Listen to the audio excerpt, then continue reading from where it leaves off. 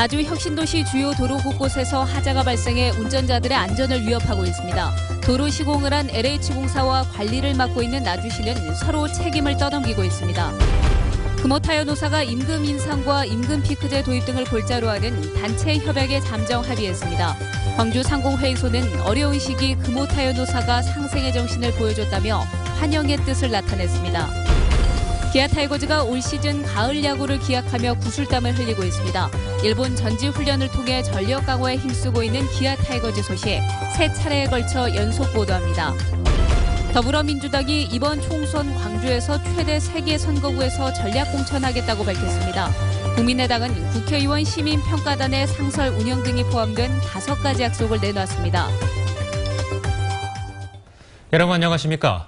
건설된 지 2년이 채 안 된 혁신도시의 도로들이 누더기로 변해가고 있습니다. 수백 곳에서 하자가 생기면서 운전자와 보행자의 안전을 위협하고 있는데요. 무엇이 문제인지 송정근 기자가 현장 취재했습니다. 나주 혁신도시의 한 도로가 누더기로 변했습니다. 차도가 갈라지고 도로가 침하되면서 빗물이 고였습니다. 포장재인 아스콘이 떨어져 나가면서 마치 작은 자갈을 뿌려놓은 것처럼 노면이 울퉁불퉁합니다. 이 구멍이 조그만 것 같으면 우리가 바퀴가 크니까 그냥 지나갈 수 있지만은 대부분 큰 구멍들이 많아요. 그거는 우리 큰 바퀴도 넘어갈 때 푹 한다고. 그럼 손님들 서 있을 경우는 안전사고 문제가 되죠. 차선이나 횡단보도와 같은 도로 표시선이 지워졌거나 제대로 보이지 않습니다. 비가 올 때나 야간에는 사고의 위험이 크게 높아집니다. 아이들하고 같이 함께 다닐 때 차선이 안 보이니까 항상 오른쪽에 좀 살피면서 애들 손잡고 먼저 항상 건너요. 다 큰 애들이어도 주의 주면서요.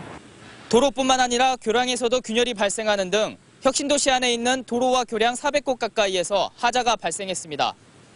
특히 주요 도로의 3분의 1가량인 22km 구간에서 아스콘이 떨어져 나가는 등 포장된 지 1, 2년밖에 안 된 도로에서 무더기 하자가 발생하고 있습니다.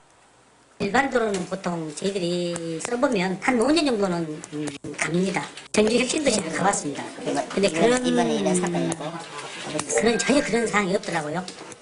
차량 통행도 많지 않은 혁신도시 도로가 형편없이 망가지면서 부실 시국 의혹도 일고 있습니다.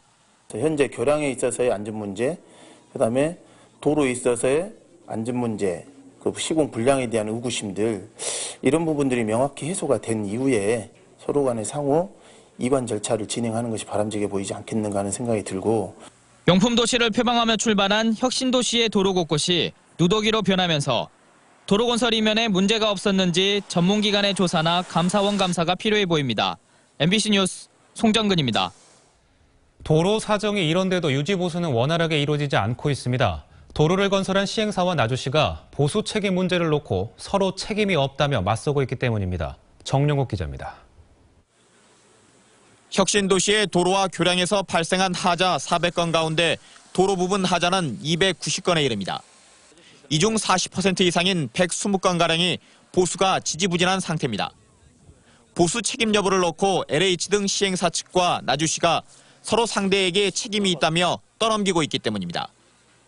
LH 등은 1, 2단계의 도로가 완공된 이후 공공기관이 들어서고 아파트 입주가 시작된 만큼 국토부 지침에 따라 2013년부터는 나주시의 유지보수에 책임이 있다고 말합니다. 그러니까 공사 준공이 되면 인수인계 절차를 거치게 되는데 그 절차 중에 하나가 합동점검입니다. 그래서 저희들이 이때 합동점검을 하십시다라고 나주시에 요구를 했. 나주시에서는 다 끝나고 합시다. 그러니까 다 끝난 게 지금이죠. 최근이라고 보시면 되죠. 나주시는 정반대의 입장입니다. 세부 도로까지 모든 단계의 공사가 마무리된 지난해 말까지 발생한 하자에 대해 시행사가 보강 조치를 한 뒤 인수인계가 가능하도록 상호 협의를 했다며 시행사에 책임이 있다는 겁니다.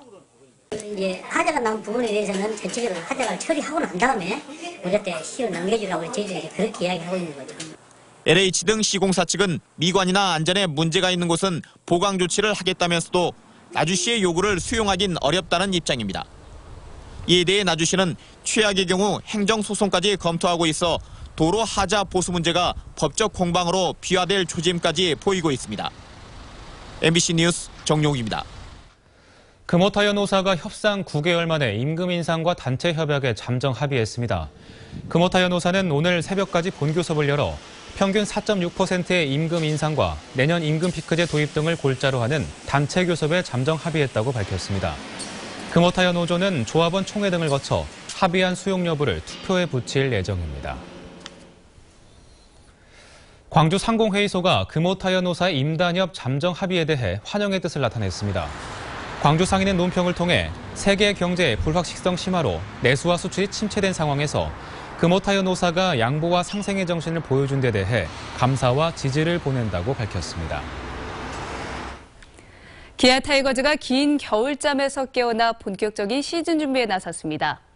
오키나와에서 전지 훈련 중인 기아 타이거즈의 올 시즌 전력 전망을 해보겠습니다. 일본 현지에서 김철원 기자가 전해왔습니다. 찬스가 오자 나주환 선수가 대타로 나서 적시타를 때립니다. 연습 경기 2경기 만에 기아가 첫 득점을 올리는 순간입니다.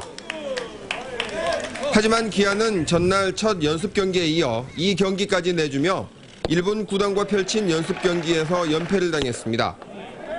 타선은 무기력했고 실책이 잦았으며 선발 투수들의 제구력 또한 좋지 않았습니다. 중간개투 임기준과 마무리로 나선 한승혁 투수가 안정적인 모습을 보여준 게 그나마 위안이었습니다. 만약에 기회가 되고 자리할 수 있다면은 자리를 잡기 위해서 최선을 할 거고, 일단은 근데 안 다치는 게 가장 중요한 거기 때문에 부상을 좀 조심하겠습니다. 일본 최남단 오키나와에서는 일본과 한국 프로야구팀 12개 구단이 함께 전지훈련을 하고 있습니다. 연습 경기마다 일본의 구름 관중이 몰립니다. 毎年沖縄でキャンプやってますよね。それを応援に来ました。 드물지만 한국 팬들도 있습니다. 연습 경기 열심히 해서 올 시즌에 좋은 성적 내는 것 좀 보고 싶어서 왔어요. 기아 타이거즈는 삼성 등 한국 팀과 5경기, 요미우리 등 일본 팀과 7경기 등 2월에만 12번의 연습 경기를 치르면서 실전 감각을 끌어올린다는 계획입니다. 일본 오키나와에서 MBC 뉴스 김철원입니다. 더불어민주당이 이번 총선에 광주에서 최대 세계 선거구에 전략 공천하겠다는 입장을 밝혔습니다.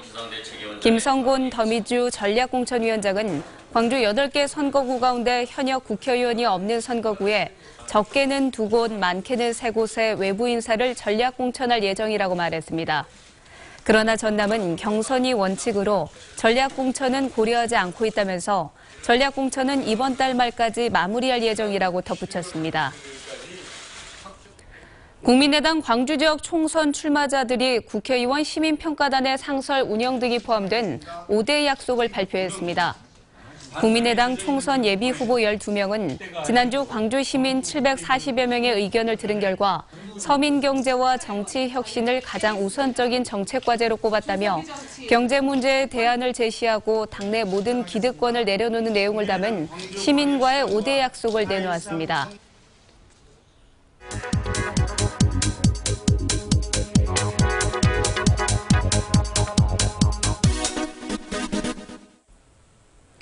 중증장애인 생산품법 들어본 적 있으신가요?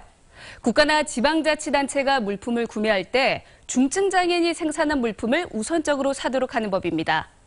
작년에 전남 지역 일선 시군에서는 중증장애인 생산품 43억 원어치를 사는 데 그쳤습니다. 법만 지켜도 100억 원어치를 구매했어야 했는데 그 절반에도 못 미친 것이죠. 신안군이 전체 물품 구매액의 0.04%밖에 되지 않아서 지자체 중 가장 낮은 수치를 보였습니다. 그리고 고흥, 장성, 나주는 0.1%가 안 됐고 다른 지역도 사정이 크게 다르지 않았습니다. 여성기업과 사회적 기업 등의 상품도 우선적으로 구매해야 했어요. 모두를 충족하기에는 현실적으로 어렵습니다. 또 장애인들이 생산하는 품목이 한정돼 있는 점도 걸림돌로 작용하고 있습니다. 사회적 약자의 일자리 창출과 자활을 위해서 지자체에 보다 적극적인 관심이 필요해 보입니다. 지금까지 카드뉴스였습니다. 5.18 사적진 국군 통합병원 예터를 아십니까? 80년 5월 당시 부상당한 시민들이 치료를 받았던 공간인데요. 지금까지 도심 속에 폐허처럼 방치돼 있었는데 활용 방안이 마련됩니다. 김인정 기자입니다. 사람 손이 전혀 가지 않은 듯 잡초만 무성한 예터. 깨진 유리창이 창틀마다 아슬아슬하게 매달린 병원 건물은 폐허가 돼버렸습니다. 5.18 민주화운동 사적지 제23호로 지정되어 있는 곳입니다. 그런데 이렇게 와서 보면 아시겠지만은 사적지임에도 불구하고 관리가 전혀 안 되고 있습니다. 국궁병원이 한평으로 옮겨간 뒤 10년간 활용안을 찾지 못해서입니다. 건물 내부에는 이렇게 최근에 버려진 걸로 보이는 쓰레기도 상당수 발견이 되고 있는데요. 일반인 수리비 통제되고 있다고는 하지만 사실상 거의 방치되고 있는 겁니다.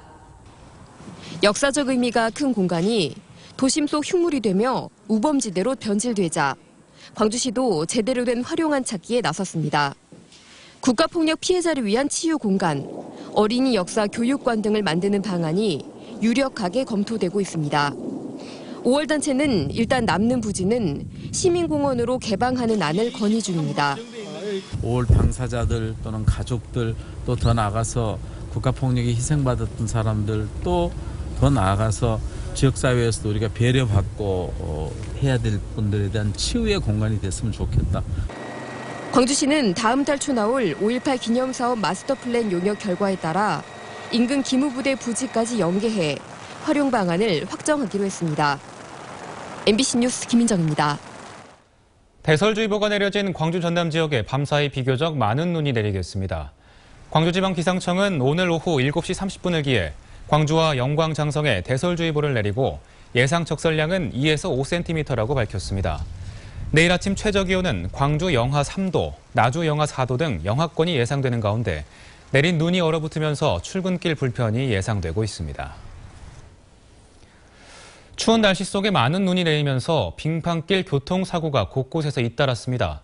버스와 승용차가 부딪혀 70대 노인이 숨지는가 하면 크고 작은 사고가 이어졌습니다. 양현승 기자입니다. 승합차 문이 떨어져 나갔고 내부 곳곳은 찢기고 부서졌습니다. 밭에 작업하러 가던 노인 등 12명을 태운 이 차량은 오늘 오전 6시 40분쯤 강진군 강진읍의 한 도로에서 군내버스와 부딪혔습니다.